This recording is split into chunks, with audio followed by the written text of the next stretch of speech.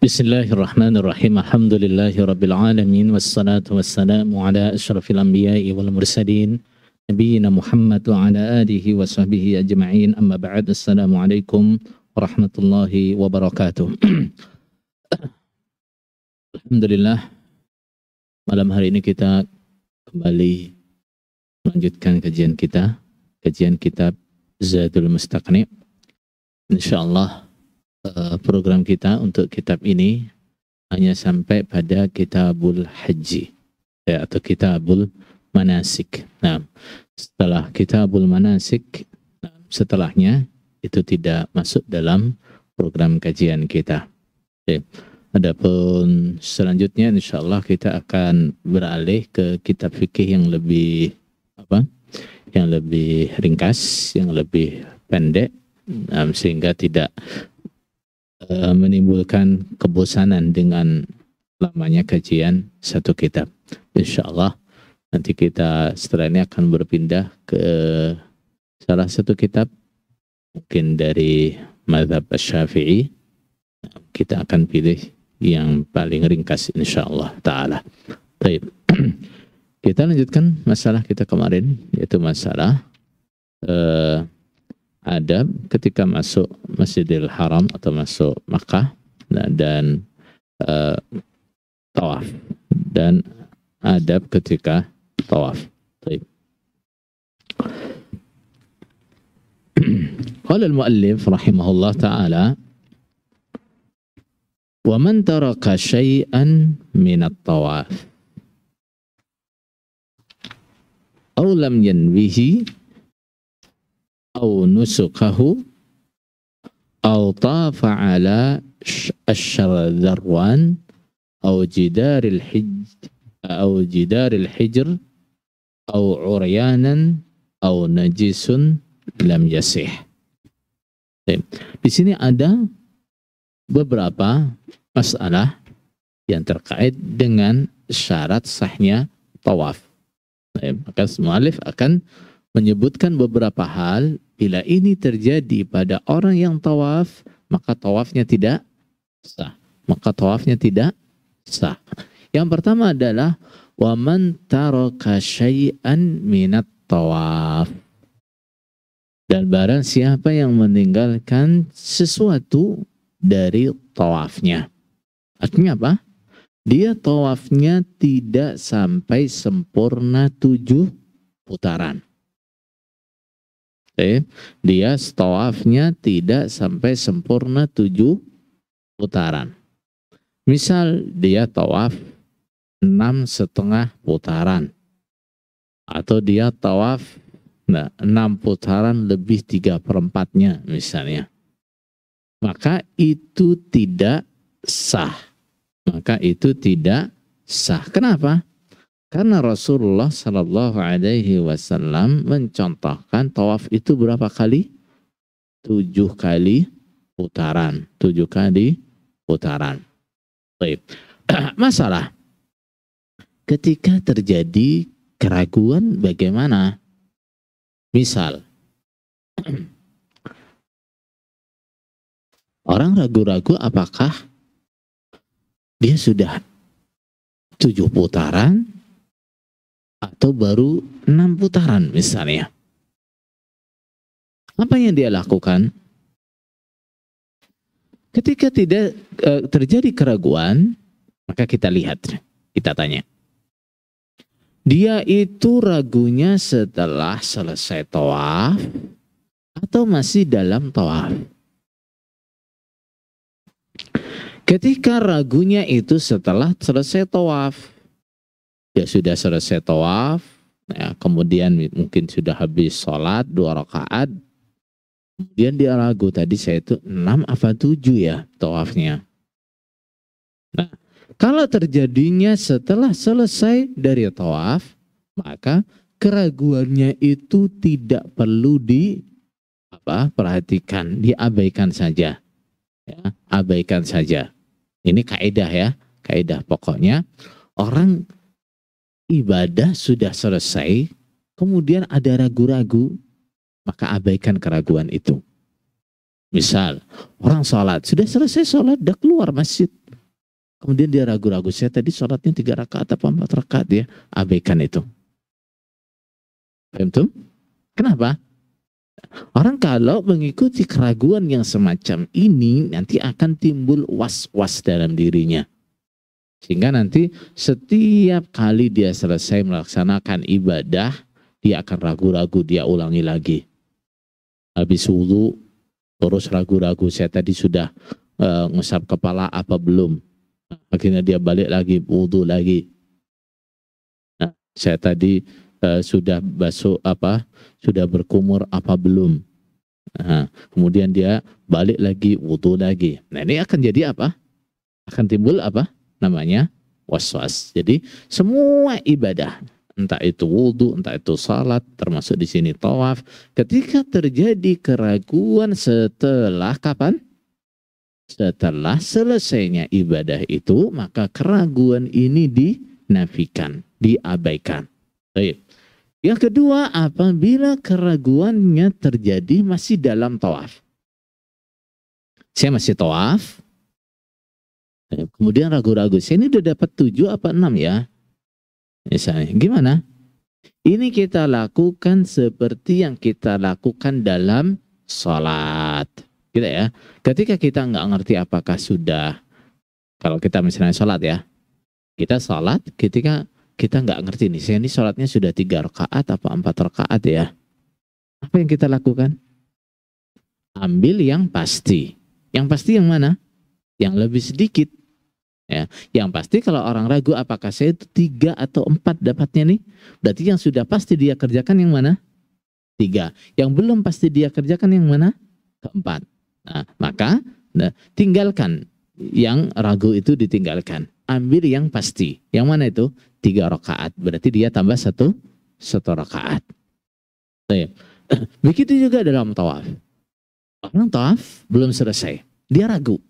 Saya udah dapat 7 atau 6. Maka ambil yang pasti. Yang pasti berapa? Dia sudah tawaf 6 kali. Yang belum pasti yang mana? Putaran yang ke-7. Putaran yang ke-7 anggap belum dikerjakan. Dia tambah satu putaran. Ya? Nah, jadi ketika ragu dalam tawaf, maka bagaimana? Nah, yang ditanyakan adalah ragunya setelah selesai tawaf atau sebelum selesai. Kalau setelah selesai baru ada keraguan, abaikan. Kalau ragunya masih dalam keadaan tawaf, ambil yang pasti, yaitu yang lebih sedikit. Baik. Aulam yanwihi, atau dia tidak niat tawaf. Nah, ini masalah yang kedua. Orang tawaf tapi nggak niat. Gimana? Misalnya dia ada hajat dengan orang yang sedang tawaf. Misalnya gimana? Ada orang yang dia tagih hutangnya. Orang ini dalam keadaan tawaf. Dia ikuti terus sampai selesai tawaf. Dia muter berapa kali? Muter 7 kali. Tapi dia nggak niat tawaf. Itu sah sebagai tawaf? Tidak. Nah, dia dikatakan tawaf? Tidak. Kenapa? Dia nggak niat tawaf. Dia tidak niat tawaf. Kenapa? Innamal a'malu bin niyat wa innamal likulli imri'in ma nawa. Nah, semua amalan itu dilihat dari niatnya. Nanti akan dihukumi sah atau tidak, diterima atau tidak, semuanya akan tergantung dengan niatnya. Termasuk orang, walaupun dia secara lahir mengerjakan amalannya orang yang tawaf dan muter 7 kali seperti orang yang tawaf sampai selesai, tapi dia nggak niat tawaf, dikatakan tawaf? Tidak dikatakan tawaf. Baik. Masalah yang berikutnya adalah au nusukahu. Dia tidak niat pada nusuknya. Maksudnya gimana? Dia ini saat tawaf, dia belum memastikan saya ini akan tawaf ini buat umrah saja atau buat umrah dan haji, atau buat haji. Kenapa? Karena ibadah haji ini ibadah yang beda dengan ibadah yang lain. Ibadah haji itu orang selagi belum memulai tawaf, dia bisa merubah-rubah niatnya. Dia bisa merubah niatnya. Misalnya orang dari miqat, niat dia adalah haji ifrat. Berarti ihram dia itu untuk apa? Haji. Ihram dia untuk haji. Sebelum dia melaksanakan tawaf, dia bisa merubahnya. Saya akan haji tamattu saja. Sehingga tawafnya itu untuk apa? Ihramnya itu untuk apa? Untuk umrah. Atau sebelum tawaf dia bisa merubahnya. Ihram saya ini sekaligus untuk haji dan umrah. Jadi apa? Haji qiran. Berarti ihramnya itu untuk apa? Tawafnya untuk apa? Untuk umrah dan untuk haji. Nah, bahkan bisa jadi orang itu waktu ihram dia belum ada menentukan jenis ihramnya. Misalnya, dia ini orang awam. Terus dia tahu ada misalnya seorang ulama yang atau guru dia misalnya juga sedang berihram juga, tapi ihramnya nggak bareng, ihramnya tidak bareng. Misalnya dia ihram dari lam, orang yang dia tunggu itu ihram dari mana? Bir Ali misalnya. Kemudian saat ihram dia niatnya saya ihramnya mengikuti ihramnya fulan. Kalau fulan nanti ihramnya untuk haji qiran, saya berarti haji qiran. Kalau fulan haji ifrat, saya juga haji ifrat. Kalau fulan haji tamattu, saya juga haji tamattu. Nah, berarti dia sampai Mekah ini sebelum ketemu fulan yang dimaksud, dia masih belum ada kepastian saya ihram untuk apa nih. Orang yang haji bisa seperti itu. Nah, makanya orang yang tawaf untuk manasik, baik itu haji ifrat atau qiran atau tamattu atau umrah, sebelum dia memulai tawaf sudah harus dipastikan ini buat apa.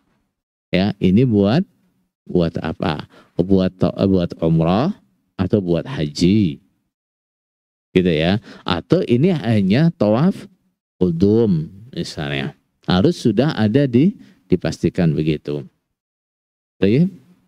Nah, seandainya dia tawaf sebelum menta'yin, memastikan ini untuk apa, maka jadinya apa itu? Tawaf mutlak. Tawaf yang mutlak. Dan seandainya kemudian dia setelah itu dia menta'yin atau memastikan saya akan haji tamattu, berarti dia harus tawaf lagi. Berarti dia harus tawaf lagi untuk umrahnya. Tentu. Setelah itu dia memastikan saya mau haji qiran, berarti dia harus tawaf lagi untuk umrah dan hajinya. Tentu. Nah, jadi orang yang sebelumnya dari miqat ketika dia memulai ihram belum menentukan manasiknya atau belum menentukan nusuknya, maka sebelum tawaf dia sudah harus menentukan nusuknya. Gitu ya. Bisa jadi dia dari miqat belum menentukan nusuknya. Maka sebelum tawaf dia sudah harus menentukan nusuknya. Begitu ya. Kalau dari miqat dia sudah menentukan nusuknya, saya mau haji tamattu, maka niat itu berlaku sampai kapan? Sampai selesai selagi dia belum merubah niatnya. Selagi dia belum merubah niatnya. Kapan dia boleh merubah niatnya? Misalnya saya niat haji tamattu. Kapan bisa dia merubah niatnya? Selagi belum memulai tawaf. Selagi belum memulai tawaf. Saya mau haji qiran saja. Saya mau haji ifrat saja. Itu bisa selagi dia belum memulai tawaf. Baik. Masalah selanjutnya adalah au tafa ala asyadzarwan, atau dia tawaf di atas syadzarwan. Syadzarwan itu apa? Syadzarwan itu adalah dinding di luar dinding Ka'bah. Dia dindingnya rendah, ya, seperti kalau kita biasanya rumah ada pondasi, nah kemudian ada dinding yang menonjol dari dindingnya rumah. Itu namanya syadzarwan. Jadi di Ka'bah ada dinding seperti itu. Nah, ada dinding seperti itu. Nah, dinding ini dulu rata begini. Asalnya apa? Rata, sehingga mungkin orang misalnya dia nekat mau tawaf di atas dinding ini, dia bisa. Ya, dia bisa. Nah, seandainya begitu gimana? Misalnya ada orang nih ya mungkin iseng atau ya mungkin saking bodohnya istilahnya mengerjakan hal-hal yang seperti ini kan ya. Kalau orang akalnya sehat sih nggak akan berbuat begitu gitu ya. Baik. Misalnya ada orang yang seperti itu gimana? Dia tawaf di atas syadzarwan, maka tawafnya tidak sah. Kenapa? Karena tawaf itu mengelilingi Baitullah. Nah, kalau dia di atas syadzarwan, nah berarti dia tawaf di atas dindingnya Baitullah. Tidak sah. Maka itu tidak sah. Tapi syadzarwan itu kalau sekarang oleh sekarang itu dibikin cekung. Nah, cekung. Sehingga tidak mungkin orang tawaf di situ, nggak mungkin. Kalau dulu bisa. Nah, kalau dulunya itu rata begitu, bisa dilewati orang. Begitu juga au jidaril hijr, atau dia tawaf di atas dindingnya hijr. Hijr itu mana? Hijr itu adalah ruangan di dalam dinding yang dibuat setengah lingkaran, di salah satu sisinya Ka'bah. Di salah satu sisinya Ka'bah. Namanya hijr, ma'rufnya dengan hijr. Nah, sebagian orang awam mengatakan hijr Ismail, tapi itu salah. Ya. Itu penamaan yang salah. Kenapa? Nah, bagaimana dia menyebut hijr Ismail sementara waktu hijr itu dibuat atau dinding itu dibuat, Nabi Ismail nggak ada. Gitu ya. Nah, zaman Nabi Ismail nggak ada itu. Nah, kemudian sekarang ada ruangan itu terus disebut hijr Ismail, kamarnya Nabi Ismail. Bagaimana? Nah, itu tidak mungkin. Maka itu penamaan yang salah. Asalnya hijr ini gimana sih asalnya hijr ini? Jadi begini. Orang-orang Quraisy sekitar 5 tahun sebelum Rasulullah SAW mendapatkan wahyu, mereka merenovasi Ka'bah. Karena waktu itu Ka'bah keadaan rusak berat, hampir roboh. Dan mereka renovasi. Saat merenovasi Ka'bah itu, mereka ada sepakat bahwa Ka'bah hanya dibangun dengan harta yang halal. Tidak boleh dari upahnya pelacur, tidak boleh dari riba, nggak boleh. Nah, karena dua hal ini saat itu menjadi tradisi, membudaya di kalangan orang-orang Quraisy, maka harta halal yang terkumpul hanya sedikit. Tidak cukup untuk membangun Ka'bah sesuai dengan pondasi yang dibuat oleh Nabi Ibrahim. Nah, makanya ada beberapa meter bagian Ka'bah yang tidak dibangun oleh orang Quraisy. Nah, kemudian bagian yang tidak dibangun ini mereka bikinkan dinding, ya paling tingginya sekitar 1 meter lebih dikit. Nah, sekitar 1,5 meter mungkin tingginya seperti itu. Nah, dibikinkan dinding yang melengkung gitu, dinding yang melengkung. Nah, kemudian dinding itu disebut dengan al-hijr. Disebut dengan apa? Al-hijr. Berarti kalau nyebutnya hijr Ismail cocok apa enggak? Enggak cocok. Gitu. Kenapa?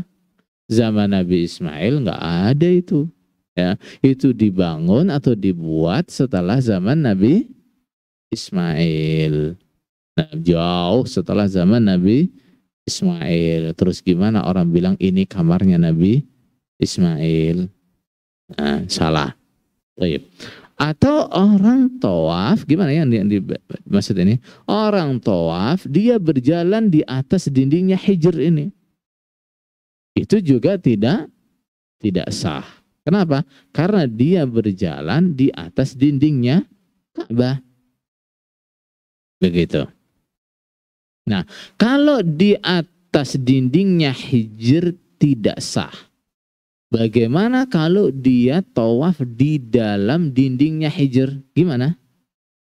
Lebih tidak sah. Lebih tidak sah. Baik. Kemudian au uryanan, atau dia tawaf keadaan telanjang, tidak menutup aurat. Ya, dia tawaf dengan tidak menutup auratnya. Bagaimana? Juga tidak sah. Kenapa? Karena Rasulullah Shallallahu Alaihi Wasallam pada saat tahun 9 Hijriah, waktu orang-orang Islam haji dipimpin oleh Abu Bakar. Rasulullah waktu itu belum berangkat.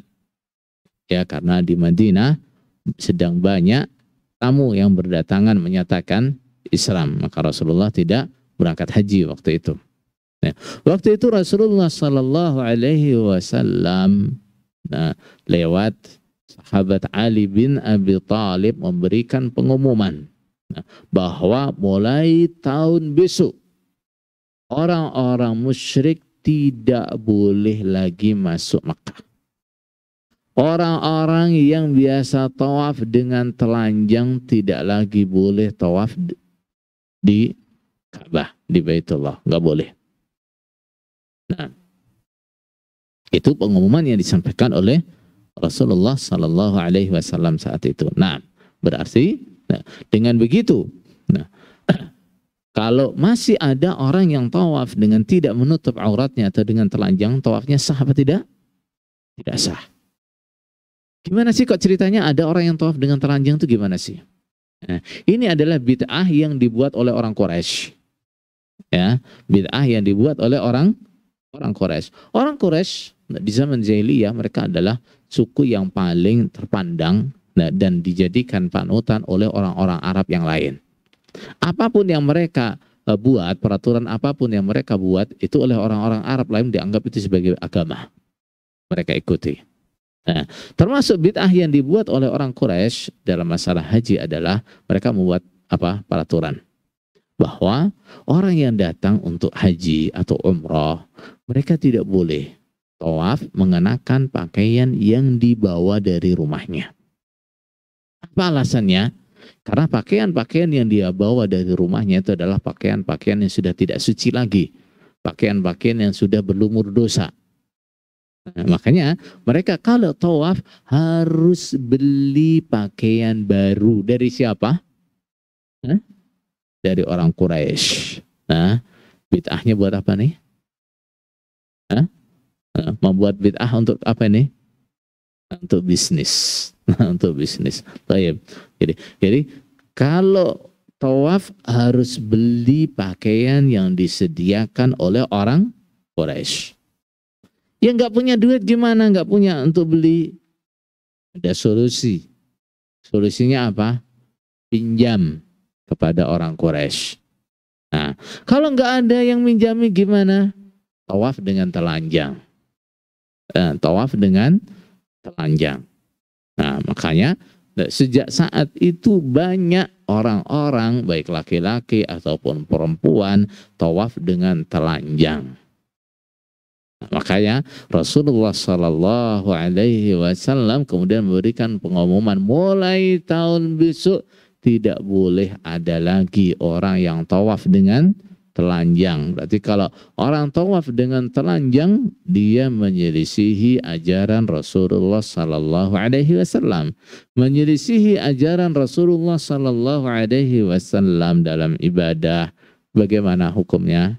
Man amila amalan laisa alaihi amruna fahuwa raddun.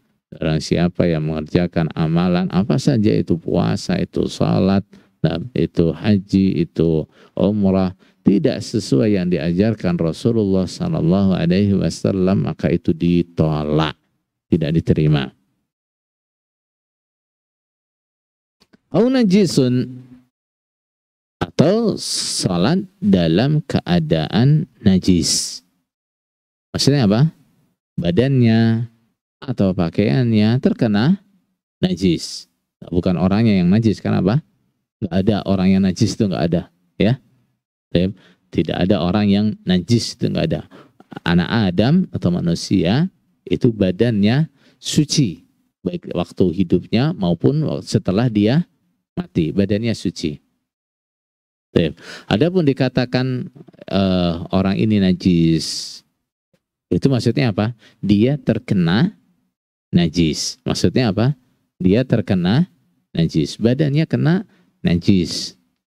Atau pakaiannya kena najis. Orang yang tawaf dalam keadaan ada najis di badannya atau di pakaiannya, dan dia tahu, dia tahu. Nah, kalau dia nggak tahu gimana? La yukallifullahu nafsan illa usaha.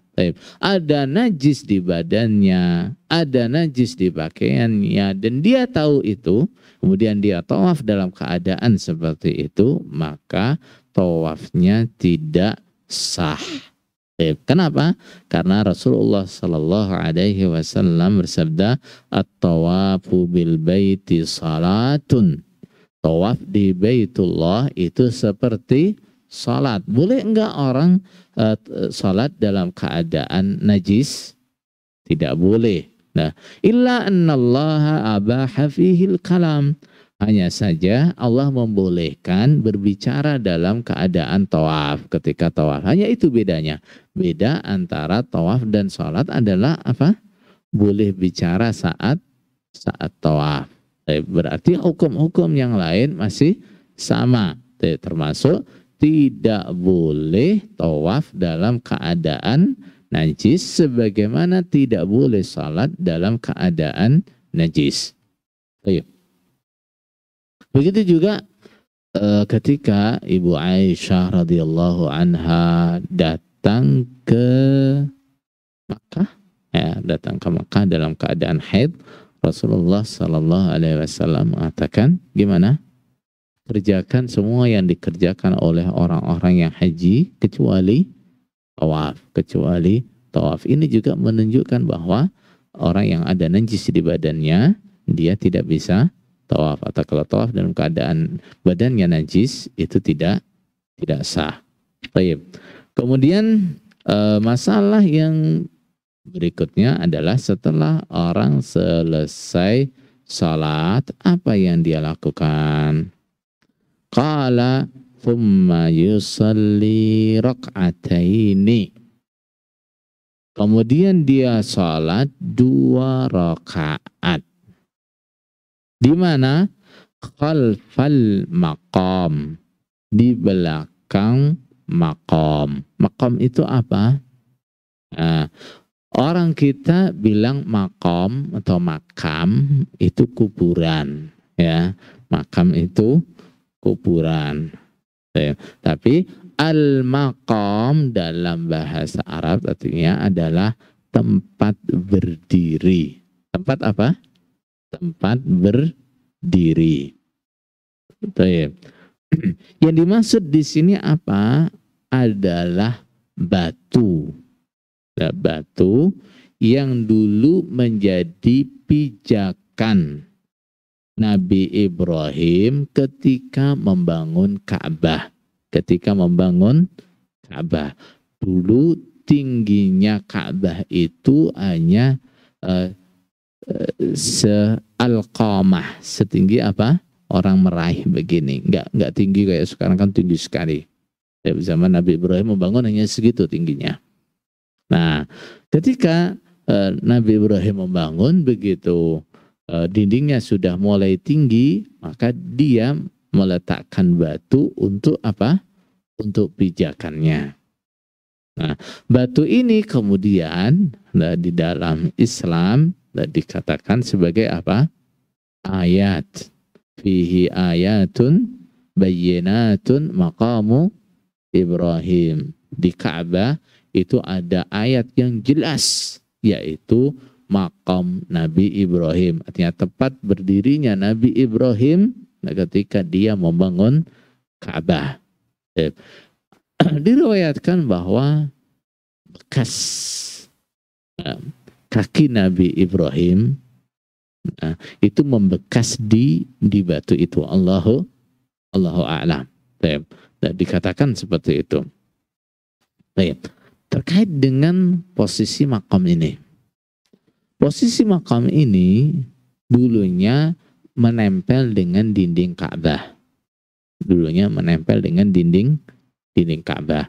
Kemudian zaman Khalifah Umar radhiyallahu anhu, karena melihat orang berdesakan luar biasa antara orang yang tawaf dan orang yang sholat di belakang makam, maka dia memerintahkan supaya makam Ibrahim diundurkan, digeser mundur beberapa meter dari Ka'bah.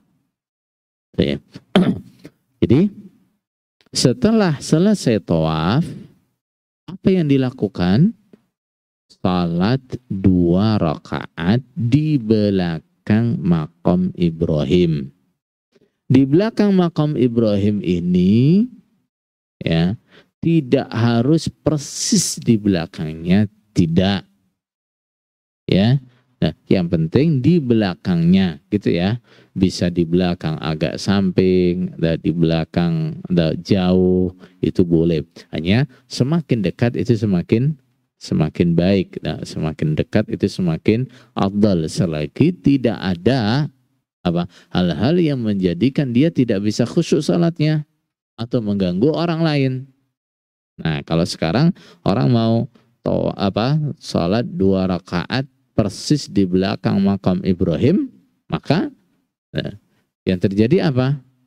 Dia akan ditabrak oleh orang-orang yang tawaf. Nah, karena apa? Desakan yang luar biasa. Dia sholatnya nggak akan bisa khusyuk, orang yang tawaf juga akan terganggu. Taib. Ketika ada dua sisi baik, 2 sisi afdhaliyah. Nah, kalau sholat lebih dekat dengan makam Ibrahim itu lebih afdal daripada sholatnya jauh. Nah, kemudian di sisi lain sholat bisa tumakninah, bisa khusyuk. Nah, itu lebih baik. Maka yang diutamakan yang mana? Sholat dengan tumakninah dan khusyuk.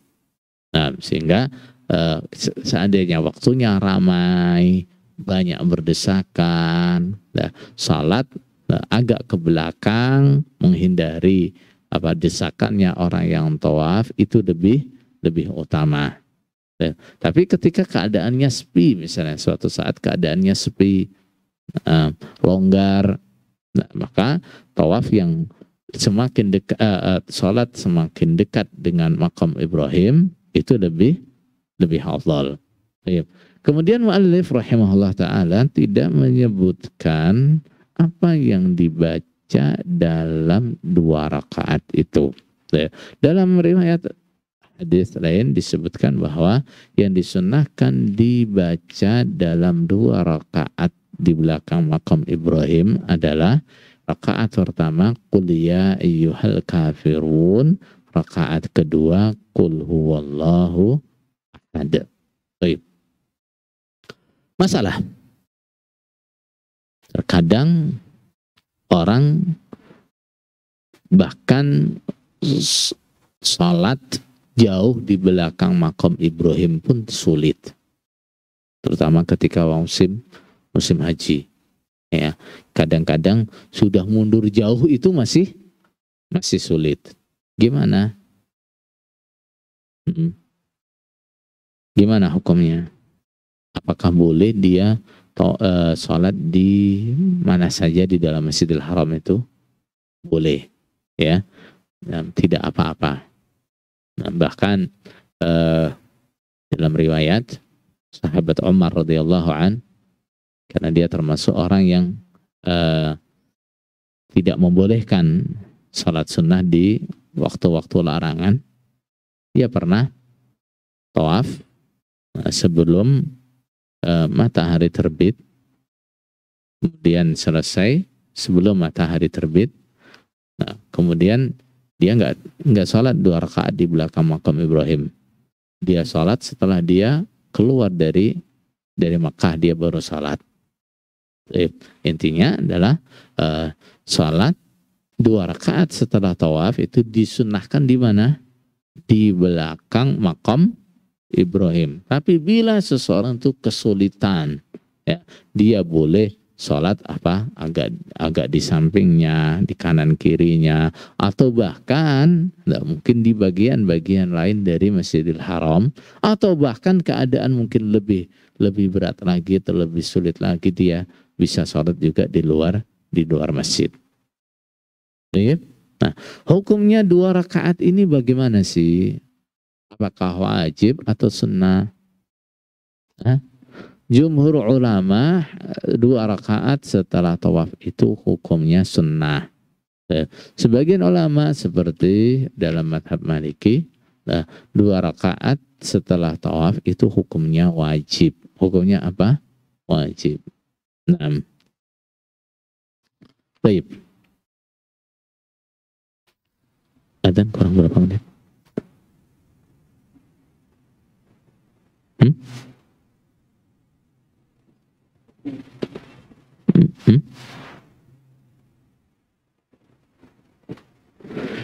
Baik, kita cukupkan saja sampai di sini karena sebentar lagi sudah adzan, dan kalau kita ambil fasal berikutnya nanggung. Maka kita cukupkan sekian. Subhanakallahumma bihamdika asyhadu an la ilaha illa anta astaghfiruka wa atubu ilaik. Wassalamualaikum warahmatullahi wabarakatuh.